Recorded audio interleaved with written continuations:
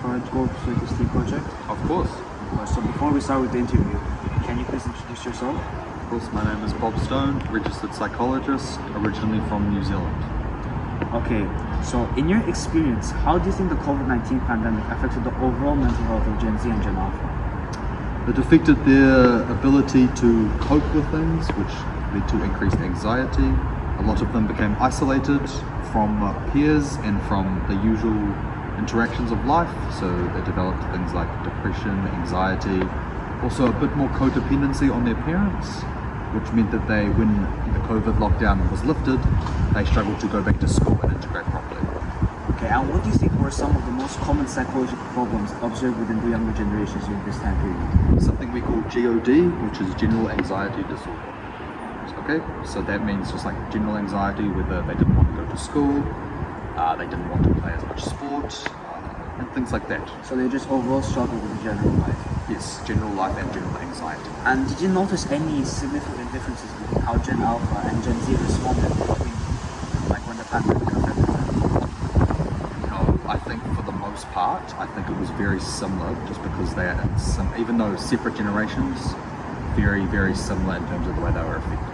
So I think the younger they were, the better, but I think the teenagers were the ones that struggled the most. So, and when it comes to it, do you think it affected maybe how they developed into adults? Because now we see some of the older generation Z are entering the workforce now. Do you think it affects how they're performing as adults? Yes, I think it does. I think their idea of work is a lot less. I think they're also just the general uncertainty of life is just increasing for them, because it went from normal to lockdown. There's this pandemic that spreads worldwide, something we haven't seen for over 100 years, and I think just overall there is an uncertain atmosphere amongst the youth. And do you think, you mentioned the prolonged isolation because of the lockdown during the pandemic, do you think it affected how they actually form relationships and interact socially?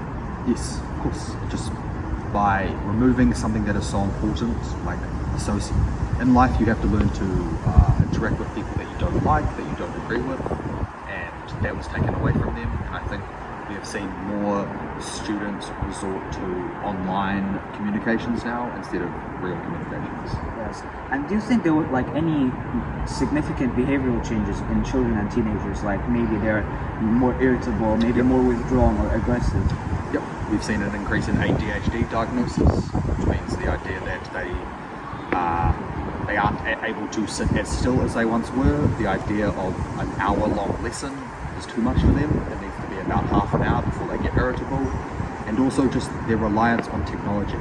They refuse, especially where I'm from, in my home country of New Zealand, we've had to ban phones from schools as of last year because the kids just refuse to get off them.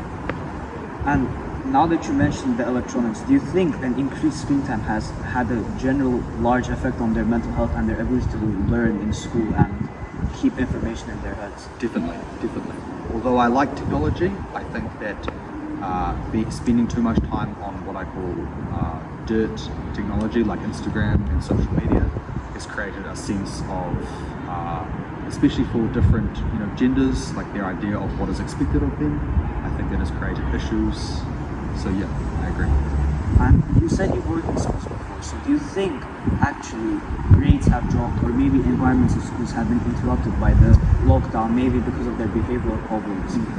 Yes, so at the last school I worked at, the year 10 students were reading at the age of a year 6.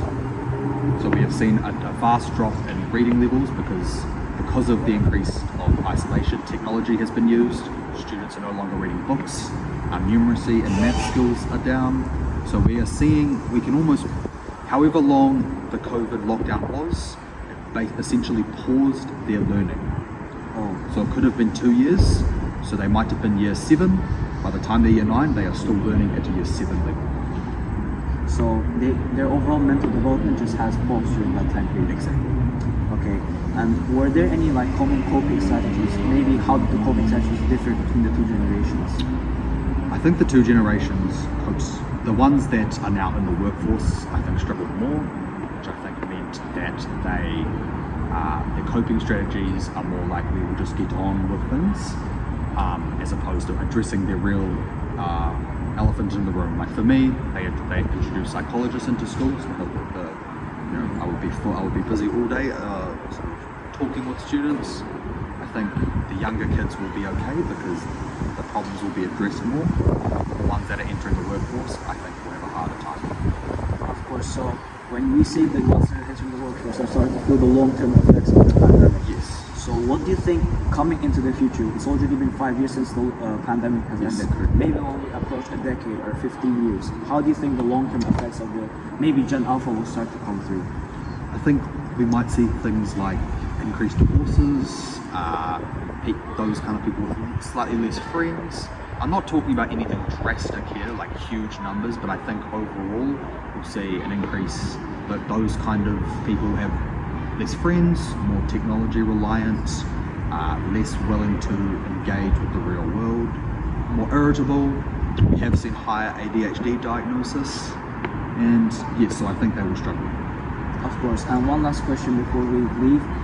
What could you give, if you could give any advice to some parents, teachers, or future educators on how to help this problem, or in case there might be another pandemic, what advice would you give to, like, how to say, kind of lessen these drawbacks?